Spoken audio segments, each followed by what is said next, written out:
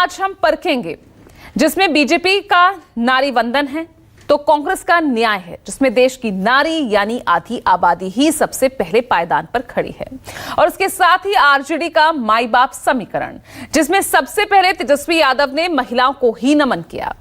आखिर इस बड़े वोट बैंक पर किसका हक ज्यादा है?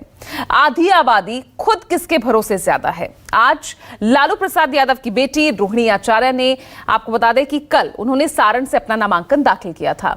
लेकिन ये सिर्फ एक बिहार की बेटी का चुनाव नहीं, बल्कि बिहार के सियासी समर में कूदी उन तमाम महिलाओं की हम बात करेंगे जो आधी आबादी का प्रतिनिधित्व करना चाहती है और अपनी पार्टी को इसका सबसे बड़ा झंडा बरदार बताती हैं।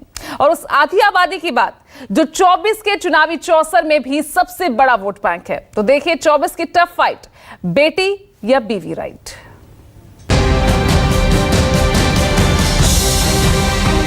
बेवकूफ़ी आदमी है जो बार बार भाग जाता है, बस खाली 5 साल में एक बार आता चेहरा चमकाने के लिए। हाँ, कोई चुनौती नहीं है, यहाँ जनता ने मन बना चुका है, मोदी जी को बनाना है प्रधानमंत्री। जनता के बल के आगे कोई बाहुबल काम नहीं करता है। वो जमाना चला गया जब बाहुबल दिखा करके बूथ लूट लिया जाता था और उन्हें बूथ तक पहुंचने नहीं दिया जाता था। मोदी जी किसी व्यक्ति विशेष का नहीं है, किसी पार्टी का नहीं है, मोदी जी देश के नेता हैं।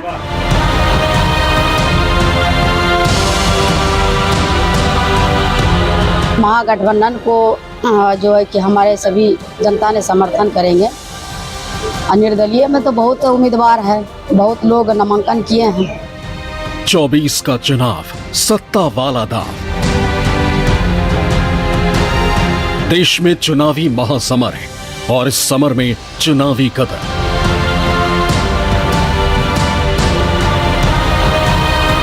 रैलियों का जोर है, भाषणों का शोर है, लोकतंत्र का महापर्व हर ओर है और इस महापर्व में आधी आबादी के हाथ में सत्ता की चाबी। ऐसे में महिलाओं की आबादी और भागीदारी पर सभी पार्टियां दांव लगा रही हैं, दिखा और बता रही हैं कि इस आधी आबादी के वोट को पाने के लिए वो किस तरह की तैयारी के साथ चुनावी मैदान में। और इसी कड़ी में सबसे पहले बात होगी बिहार की। सारण, रोहिणी आचार्य। 2024 का चुनाव बिहार के कई दिग्गज नेताओं के लिए सियासी लॉन्चिंग पैड बन गया, क्योंकि बिहार के राजनीतिक दलों ने अपने न सिर्फ बेटों को बल्कि बेटियों को, बहुओं को और बीवियों तक को चुनावी मैदान में उतार दिया। ऐसे में सियासी गलियारों में सबसे ज्यादा चर्चा लालू परिवार की है, क्योंकि अपने बेटों के साथ साथ अपनी दोनों बेटियों के भी चुनावी दंगल के दांव पेच सिखाकर सियासत के अखाड़े में उतार दिया है। मीसा भारती जहां पहले की तरह पाटलिपुत्र से चुनाव लड़ रही हैं, तो वहीं हाल ही में सुर्खियों में आई रोहिणी आचार्य को इस बार पारंपरिक सीट सारण से न सिर्फ उम्मीदवार बनाया, बल्कि अब उनका पर्चा भी दाखिल कर दिया गया। सारण लोकसभा सीट से आज आरजेडी की तरफ से डॉक्टर रोहिणी आचार्य ने अपना नामांकन दाखिल किया। नामांकन दाखिल करने के बाद इस राजेंद्र स्टेडियम में एक विशाल जनसभा का आयोजन किया गया था, जिसमें आरजेडी अध्यक्ष लालू प्रसाद यादव के अलावा तेजस्वी यादव, राबड़ी देवी, तेज प्रताप यादव और मुकेश सहनी के साथ साथ महागठबंधन में शामिल बिहार कांग्रेस के अध्यक्ष डॉक्टर अखिलेश प्रसाद सिंह, डॉक्टर अजीत शर्मा सहित तमाम नेता यहां उपस्थित थे। इस दौरान एक बार फिर से तेजस्वी यादव ने नीतीश कुमार के साथ साथ मोदी सरकार पर हमला बोला और ये बताया कि यह लड़ाई किस तरीके से संविधान बचाने की लड़ाई है। इस अवसर पर तेजस्वी यादव के साथ साथ लालू यादव ने भी अपने पुराने अंदाज में छपरा के लोगों को संबोधित किया और अपनी बेटी रोहिणी आचार्य को जिताने की अपील की। इस दौरान काफ़ी संख्या में यहाँ लोग मौजूद थे और आपको बता दें कि छपरा संसदीय क्षेत्र से ही, छपरा लोकसभा सीट से ही लालू प्रसाद यादव की राजनीतिक कैरियर की शुरुआत हुई थी और एक बार फिर उन्होंने छपरा के लोगों से अपील की है कि उनकी बेटी, जिन्होंने उन्हें किडनी देकर उनकी जान बचाई है, उसे किडनी का अर्थ, उसकी जो कीमत, फर्ज जो है, फर्ज का अदा करें और इस बार उनको वोट देकर भारी मतों से विजयी बनाएं। कैमरामैन सनी के साथ अमिताभ ओझा, छपरा न्यूज़ 24। सारण में रोहिणी आचार्य की टक्कर बीजेपी के राजीव प्रताप रूढ़ी से है। रोहिणी अक्सर सोशल मीडिया के जरिए अपने पिता लालू प्रसाद और भाई तेजस्वी यादव के बचाव में आती रही, लेकिन पहली बार वो आमने सामने की फाइट में शामिल हो चुकी। नरेंद्र मोदी जी के नाम पे लोग वोट मांग रहा है, बताइए। मतलब जब कुछ तकलीफ होगा, कोई तकलीफ होगा तो नरेंद्र मोदी जी आएंगे आप लोग का दुख हटने के लिए। जो यहाँ पे जनप्रतिनिधि रहेगा, जब सुख दुख में आपके काम नहीं आया तो क्या चीज का जनप्रतिनिधि होगा? सारण लालू प्रसाद यादव के लिए उनकी वो कर्म भूमि है जहां से जब जब वो चुनाव लड़े जीत ने उनका राज तिलक किया। लेकिन ऐसे में एक सच ये भी है कि जब भी इस सीट से लालू के अलावा कोई और उनके परिवार का सदस्य इस सीट से चुनाव लड़ा तो उसके हिस्से हार ही आई। चुनाव के समय आते हैं और उसके बाद से जनता भी बेचारा लोग नरेंद्र मोदी जी के नाम पे वोट चेहरा पे दे दे रहा है और जनता भी कंप्लेन कर रहा है कि आदमी मतलब कि कहीं मिलता नहीं है। उनकी कोई जब दुख गारंटी नहीं है, मोदी की गारंटी पर वोट मांग रहे हैं। तो जनता की गारंटी चाहिए ना भाई, हमको तो जनता के साथ दुख में खड़ा होना है, ना कि हम चेहरा लेके किसी और का मुखौटा लेके घूमे। बहुत ही बढ़िया माहौल है और अभी नामांकन की प्रक्रिया जो है कई जगह अब शुरुआत हो रही है, तो हर जगह हम लोग जा रहे हैं। लेकिन आप लोग सब लोग जान रहे हैं कि ये चुनाव जो है बहुत ही महत्वपूर्ण है। संविधान लोकतंत्र को बचाने का चुनाव है। ये चुनाव में पूरी बिहार की जनता जो है इस बार महागठबंधन को जिताने का काम कर रही है और हमने कई बार कहा है कि चौंकाने वाला रिजल्ट हम लोग देने का काम करेंगे। इस चुनावी संग्राम में लालू की बेटी मीसा भारती भी चुनावी मैदान में, जो पाटलिपुत्र सीट से फिर एक बार चुनावी ताल ठोक रही। हालांकि पिछली बार मीसा अपने चाचा राम कृपाल से चुनाव हार गई थी, लेकिन इस बार मीसा के साथ साथ पूरा लालू परिवार अटैकिंग मोड में बैटिंग कर रहा है। लालू यादव की पार्टी इस बार बिहार में अपनी सभी 22 की 22 सीटों पर लालटेन जलाने का दावा कर रही, लेकिन उनकी राह आसान नहीं होने वाली। इसी कड़ी में बिहार की एक सीट शिवहर भी है, जहां से एनडीए उम्मीदवार लवली आनंद ने अपना नामांकन दाखिल कर दिया है। जेडीयू उम्मीदवार लवली आनंद अपने काफिले के साथ शिवहर से निकली और शक्ति प्रदर्शन करते हुए जीत का दम भर दिया। हमें भरोसा विश्वास है कि इस बार 40 का 40 सीट आएगा, जिसमें शिवहर भी रहेगा, मोतिहारी है, शिवहर सबका सब सीट आएगा। तो ये निश्चित रूप से लोगों ने मन बना चुका है, कोई चुनौती नहीं है। यहाँ जनता ने मन बना चुका है।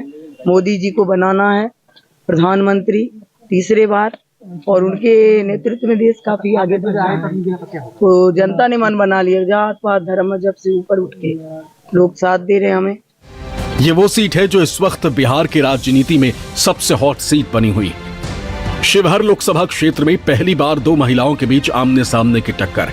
शिवहर लोकसभा क्षेत्र में एनडीए की तरफ से जदयू की लवली आनंद का सीधा मुकाबला महागठबंधन से राजद की उम्मीदवार रितु जायसवाल से है। बिहार के 40 लोकसभा सीटों पर हर उम्मीदवार अपना ताल ठोक रहा है। पहले चरण का चुनाव बीत चुका है, लेकिन इसके बावजूद बिहार के लगभग 10 ऐसे सीट हैं जहां पर महिला उम्मीदवार अपने ताल ठोक रही हैं। इन 10 सीटों पर 11 महिला उम्मीदवार हैं, जिनमें कि 10 को अलग अलग पार्टियों ने अपना उम्मीदवार बनाया है, जबकि एक सीट पे महिला निर्दलीय उम्मीदवार मैदान में है। आपको बता दें कि बिहार में इस बार सबसे ज़्यादा 6 महिलाओं को आरजेडी ने टिकट दिया है, जबकि जेडीयू ने 2 और लोजपा रामविलास ने 2 महिला उम्मीदवारों को मैदान में उतारा है। जबकि सिवान सीट से इस बार मोहम्मद साबुद्दीन की पत्नी हिना साहब निर्दलीय ही मैदान में कूद पड़ी हुई हैं। लोकसभा चुनाव में हर पार्टी अपने अपने सियासी दांव आजमा रही। हर दल की यही कोशिश है कि वो चुनाव में ऐसा सियासी समीकरण बिठाए कि ज्यादा से ज्यादा सीटों पर उसकी जीत हो। यही वजह है कि SC ST समेत महिला प्रत्याशियों का चुनाव भी काफी सोच समझ कर किया जा रहा है। जनता के बल के आगे कोई बाहुबल काम नहीं करता है। वो जमाना चला गया जब बाहुबल दिखा करके बूथ लूट लिया जाता था और उन्हें बूथ तक पहुंचने नहीं दिया जाता था। वो वक्त अब चला गया है। ऐसा अभी बाहुबली का कुछ भी वो काम करेगा नहीं। जनता ही सर्वश्रेष्ठ है, जनता ही सर्वोपरि है। जनता अपना बल दिखा करके बाहुबल को परास्त करेगी। किसी से चुनाव जो है कोई भी लड़ सकता है, उसके लिए मना नहीं है। और जिस तरह से हमने सभी जगह जाने का काम कर रहे हैं जनता के बीच, और हर गांव, हर मोहल्ला, हर जनता से मिलने का काम कर रहे हैं, तो जनता का भरपूर प्यार मिल रहा है और बहुत समर्थन मिल रहा है हमको। जहां हर क्षेत्र में आज महिलाएं पुरुषों से कदम ताल कर रही हैं, तो वहीं राजनीति में अभी भी इस दिशा में लंबा सफर तय किया जाना है। हालांकि पहले हुए चुनाव के मुकाबले तस्वीर काफी बदली। महिलाएं हर पार्टी के लिए एक बड़ा वोट बैंक है और सभी पार्टियां उन्हें लुभाने के लिए तमाम तरह के वादे और प्रचार करती। इसलिए इस बार सभी पार्टियों ने आधी आबादी को साधने के लिए चुनाव में महिला उम्मीदवार वाला वो दांव चला है, जिसकी सबसे बड़ी वजह है चुनाव में बढ़ती महिला वोटर्स की भागीदारी। 2024 के लोकसभा चुनाव में कुल मतदाताओं की संख्या 96.8 करोड़ है, जिसमें पुरुष मतदाता 49.7 करोड़ और महिला मतदाताओं की संख्या 47.1 करोड़ है, यानी 48.66% महिला मतदाताओं की भागीदारी है। ये सभी वैसी महिलाएं हैं जो किसी न किसी राजनीतिक परिवार से ताल्लुकात रखती हैं और अपने पति और अपने पिता के दम पर ये अब संसद में आवाज़ उठाना चाहती हैं, और इनके लिए चुनाव प्रचार की कमान भी कहीं पे इनके पति तो कहीं पे इनके पिता ने उठा रखी है। सबसे ज़्यादा जो उम्मीदवार उतारे हैं आरजेडी की अगर हम बात करें तो एक सीट जमुई पर जहाँ पे चुनाव हो चुका है, अर्चना रविदास वहाँ से उम्मीदवार थी। वहीं दूसरी तरफ अभी भी रितु जायसवाल, बीमा भारती, ये तमाम ऐसे उम्मीदवार हैं, अनीता देवी, जिन्हें आरजेडी ने अपना उम्मीदवार बनाया है और ये मैदान में ताल ठोक रही हैं। इसलिए बिहार की राजनीति में महिलाओं की भागीदारी और उम्मीदवार बनाने की कहानी बहुत हद तक साफ हो जाती है। जहां से जीत की चाबी अगर किसी के पास है तो वो है आधी आबादी। ऐसे में ये भी समझिए कि बिहार में किस पार्टी के कितनी महिला उम्मीदवार हैं और बिहार में महिला वोटर्स का गणित क्या कहता है। वैसे तो लोकतंत्र के इस पर्व में सैकड़ों नारी शक्ति चुनावी रण में शक्ति प्रदर्शन कर रही हैं। ऐसे में खास से आम तक फिल्म स्टार से लेकर मंत्री तक कई महिला प्रत्याशी चुनाव लड़ रही, लेकिन कुछ नाम ऐसे भी हैं जो लंबे समय से गरीबों पर हो रहे शोषण और अन्याय के खिलाफ आवाज उठा रही, जिन्होंने सामाजिक क्षेत्र में जन कल्याण सहित अन्य परोपकार के कार्यों में अपने योगदान देकर राजनीति का मंच हासिल किया और इस बार के चुनाव में वो आधी आबादी का प्रतिनिधित्व कर रही हैं। पहला और सबसे बड़ा नाम है माधी लता का, जो हैदराबाद से सांसद असदुद्दीन ओवैसी के खिलाफ सशक्त चेहरा बनकर उभरी, जिनको गरीबों का मसीहा के तौर पर पहचान मिली, जिन्होंने 3 तलाक को खत्म करने के लिए मुस्लिम महिलाओं का सहयोग किया था। आपने कहा हैदराबाद में खेल होगा, आप ये भी कहती हैं कि 1.5 लाख के वोटों से असदुद्दीन ओवैसी इस बार आपसे हारेंगे। ये बहुत बड़ा दावा है, 40 सालों का किला ढहाना है, ये कैसे संभव है? किस आधार पर यह दावा आप करती हैं? मेरा दावा सच्चाई के ऊपर आधार है। मेरा दावा 40 सालों से जो बढ़ोतरी नहीं हुई है उस कॉन्स्टिट्यूएंसी का, उस पे आधार है। मेरा दावा उस पे आधार है जहाँ पे पसमंदा ही रह गए और बदतर हो गए। मेरा दावा इसलिए है जो असदुद्दीन जी एक किराए के घर से निकलकर मुसलमानों के अंबानी तो बन गए, आबाद हो गए, लेकिन गरीब तो बर्बाद हो गए। वो है मेरा दावा। मेरा दावा ये है कि वो स्त्री को कभी आगे बढ़ने नहीं देते हैं, और मेरा दावा ये है कि जहर फैलने के अलावा और मजहब के ऊपर बात करने के अलावा आज तक उन्होंने कभी तरक्की के बारे में नहीं सोचा। दूसरा नाम है रेखा पात्रा, जिन्हें पश्चिम बंगाल की बशीरहाट सीट से बीजेपी ने चुनावी मैदान में उतारा।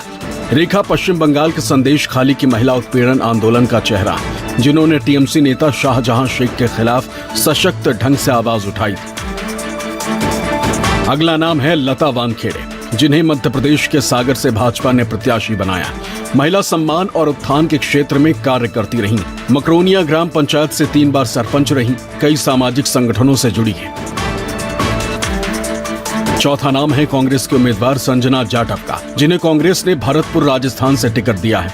एससी वर्ग से कांग्रेस का युवा चेहरा है। लड़की हूं लड़ सकती हूं अभियान से जुड़ी सामाजिक कार्य में भी सक्रिय भागीदारी रही है। मैं अपना मतदान डाल चुकी हूं और चारों तरफ कांग्रेस का बहुत अच्छा माहौल है और लोग परिवर्तन चाह रहे हैं, जैसे कि बेरोजगारी है, महंगाई है, आदियों को लेकर वोट कर रहे हैं। कांग्रेस ने इनके अलावा बेंगलुरु दक्षिण से सौम्या रेड्डी को, करूर तमिलनाडु से एस ज्योतिमणि को, बनासकांठा गुजरात से गेनीबेन ठाकुरों को चुनावी मैदान में उतारा।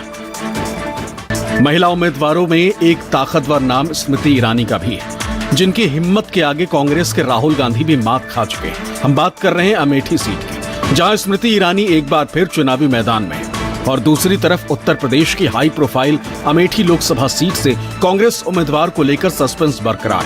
कांग्रेस यूपी के 17 लोकसभा सीटों पर चुनाव लड़ रही है। हालांकि अभी तक कांग्रेस का गढ़ मानी जाने वाली अमेठी और रायबरेली सीट पर पार्टी ने उम्मीदवारों की घोषणा नहीं की। इन दोनों ही सीट पर उम्मीदवार कौन होगा, इसे लेकर सबकी निगाहें टिकी हुई। और अगर राहुल गांधी एक बार फिर अमेठी से चुनाव लड़ते हैं तो स्मृति ईरानी से उन्हें कड़ी और मजबूत टक्कर मिलने वाली। लेकिन वो लगाव हमेशा रहता है, वो कभी नहीं कहती मेरा परिवार छूट गया। ससुराल का भी सम्मान रखती है, मायके का भी सम्मान रखती है। और इसी अमेठी में ऐसा एक व्यक्ति 15 साल सतत समर्थन पाया जिसने परिवार बदल दिया। तो परिवार बदलने के बाद कोई नया तमाशा लेकर आएंगे, देखा जाएगा। लेकिन पुनः आग्रह करती हूं, धर्म और वर्ग के आधार पर बांटने आएंगे, हमें एकजुट रहकर अमेठी के सम्मान और संरक्षण की लड़ाई को लड़ना है। पुनः आपका स्वागत है। यही नहीं, केंद्र की सत्ता में हैट्रिक लगाने की हुंकार भर रही भारतीय जनता पार्टी ने ढेर सारे फिल्मी सितारों को मैदान में उतार दिया। भारतीय जनता पार्टी इस समय जोरों शोरों से लोकसभा चुनाव की तैयारी कर रही। 400 सीट का लक्ष्य तय कर मैदान में उतरने जा रही बीजेपी ने इस बार कई सेलिब्रिटीज को टिकट दिया। इनमें अभिनेत्री कंगना रनौत और हेमा मालिनी जैसे सुपरस्टार के नाम शामिल हैं। भाजपा ने कंगना को पहली बार चुनाव में किस्मत आजमाने का मौका दिया और हिमाचल प्रदेश के मंडी सीट से उन्हें प्रत्याशी बनाया। तो वहीं जीत के हैट्रिक का मौका देते हुए हेमा मालिनी को उत्तर प्रदेश की मथुरा सीट से उम्मीदवार घोषित किया गया। हेमा जी, इस बार जब तीसरी बार आपको टिकट मिला मथुरा से, तो आपको टीवी से ही पता चला या आपको फोन करके बताया गया? नहीं, टीवी से पता चला। टीवी से suddenly I was in a club with my daughter with the children and all, we were playing and all. आपके पोते हाँ, उनका प्ले हाउस था, वहाँ पे थे मैं मेरे बेटे के साथ। वहाँ पे फोन आने लगा तो I said what is wrong, क्या हुआ? अरे आप जीत, आपको मिल गया टिकट मिल गया। So I was very excited, very happy about it. Okay, but I'm sure you were expecting कि आपको इस बार उम्मीद तो था कि तीसरी बार। Yeah, because I expressed that if ticket is given, then I whatever work I have to complete, I would like to do it. That's all I said. But they considered me, and then I am thankful to Modi ji, Amit Shah ji, and Nadda ji for considering me. Yes. Modi की guarantee अभी इस पूरे देश में चल रही है, पूरे देश में लहर है। दोस्तों, उस लहर से हमें जुड़ जाना है। किसी भी तरह अब हमें चूकना नहीं है। देखिए इनके कुकर्म कैसे हैं। 18 महीने में ही लड़ मर के इन लोगों ने क्या सत्यानाश कर दिया। अभी इलेक्शन पे इलेक्शन होंगे तो सरकार चलाएंगे क्या? काम क्या करेंगे ये लोग? इन बातों पे विचार करने योग्य बातें हैं ये। आप इन बातों पर विचार कीजिए और आपने एक बात इन सबको बोल देनी है कि हमारी जो मंडी की बेटी है और हमारी जो कांग्रेस की जो है वो महिला विरोधी सोच है, आपने सबने उनको मुंह तोड़ जवाब देने हैं। पूरी दुनिया को जब कोरोना वायरस महामारी ने अपनी चपेट में लिया था, तब हजारों छात्रों की तरह इकरा हसन 2021 में लंदन से पश्चिम उत्तर प्रदेश में अपने गृह नगर कैराना लौट आई थी। कभी शिक्षा के क्षेत्र में करियर बनाने की हसरत रखने वाली हसन अब समाजवादी पार्टी के टिकट पर महागठबंधन इंडिया की उम्मीदवार के रूप में लोकसभा चुनावी मैदान में। उनका मुकाबला भारतीय जनता पार्टी के मौजूदा सांसद प्रदीप चौधरी से है, जिन्होंने 2019 के आम चुनाव में इकरा की मां तबस्सुम बेगम को हराया था। 28 साल केवल आपकी उम्र है। 28 साल में 3 साल का आपका राजनीतिक अनुभव भी है, लेकिन 28 साल की उम्र में चुनाव लड़ना, ये जो आप तमाम ये जो सफ़र है आपका लंदन से कैराना का, इसको बताइए। मेरी कभी इरादा नहीं था राजनीति में आने का, पर घर पे हमेशा देखी और तो दिलचस्पी रही है। लेकिन मुझे एकेडमिक्स में जाना था। परिस्थितियाँ कुछ इस तरीके से बनी कि जिस वक्त मैं राजनीति में आई उस वक्त घर पर थोड़ी परेशानी थी। मेरे भाई पर, मेरी मदर पर, दोनों पर झूठे मुकदमे लगाए गए थे, तो आकर मुझे संभालना पड़ा। तो उस तब से सफ़र शुरू हुआ था और उसके बाद बस मेरे भाई को 1 साल के लिए जेल में भेजा। तो उस दौरान उनका जो विधायक का कार्यकाल था वो मैंने देखा, तो तब से लोगों में आना जाना और एक जुड़ाव बन गया था। सभी पार्टियों के उम्मीदवार चुनावी मैदान में हैं। सभी पार्टियां जीत का दम भर रही हैं। ऐसे में क्या इस बार आधी आबादी को टारगेट करते हुए महिला उम्मीदवारों को चुनावी मैदान में उतारा है? उससे एक बात बिल्कुल साफ है कि इस बार के चुनाव में महिलाओं की भागीदारी जीत की हिस्सेदारी में अहम भूमिका निभाने वाली है। भाजपा ने अब तक घोषित कुल 417 प्रत्याशियों में से मात्र 16% यानी 68 महिलाओं को ही टिकट दिया है। वहीं कांग्रेस ने कुल 192 घोषित प्रत्याशियों में से 11% यानी केवल 22 महिलाओं को ही टिकट दिया है। इसमें बीजू जनता दल ने सबसे अधिक 33% महिलाओं को टिकट दिया है। पार्टी ने 21 में से 7 सीटों पर महिला प्रत्याशी उतारे हैं। इसके बाद तृणमूल कांग्रेस ने 28% महिलाओं को टिकट दिया है। पार्टी के कुल 42 प्रत्याशियों में से 12 महिलाएं हैं। राजनीतिक विश्लेषकों का कहना है कि तमाम प्रमुख राजनीतिक दलों की कथनी और करनी में भारी फर्क है। जब तक राजनीतिक पार्टियां अधिक से अधिक महिलाओं को टिकट नहीं देती, तब तक उनकी भागीदारी बढ़ाने की कल्पना तक नहीं की जा सकती। लेकिन टिकटों के बंटवारों के समय तमाम दल किसी न किसी बहाने महिलाओं को चुनाव लड़ने से दूर रखने का प्रयास करते हैं। ऐसे में अगर इस बार महिला उम्मीदवारों ने जीत का समीकरण समझते हुए विनिंग गणित बना लिया, तो ये तय समझिए कि आने वाले दिनों में पार्टियों में और लोकसभा से लेकर विधानसभा में बड़ी भागीदारी आधी आबादी वाली महिला उम्मीदवारों की होगी। Bureau report, news 24। Co-powered by Rakesh Masale।